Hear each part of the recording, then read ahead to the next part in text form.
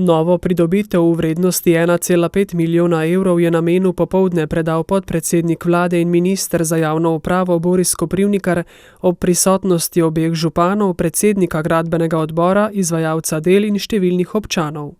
Predvsem pozdravljam sodelovanje med občinami, ki skupaj lahko lažje izvedejo večje infrastrukturne projekte, in želim si tega sodelovanja še več, tako na rednih nalogah kot na novih projektih.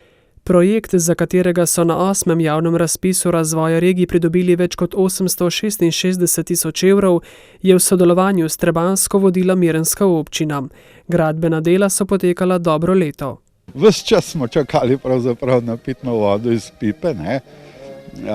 Zdaj smo se oskrbovali pač z deževnico oziroma z rezervoarji, ki smo jih imeli. V sklopu tega projekta je bilo izgrajenih preko 9 km cevovoda.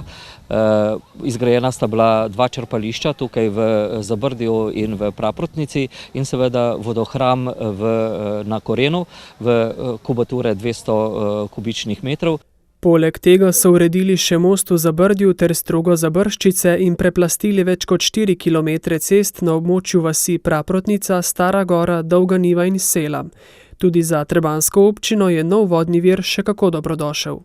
Možno je napajati spodnji del občine, to se pravi krajevno skupnost Dolnja Nemška vas. In tukaj sodijo od Rihpovca, Lukovka, jezera in pravzaprav še veliko je teh vasi.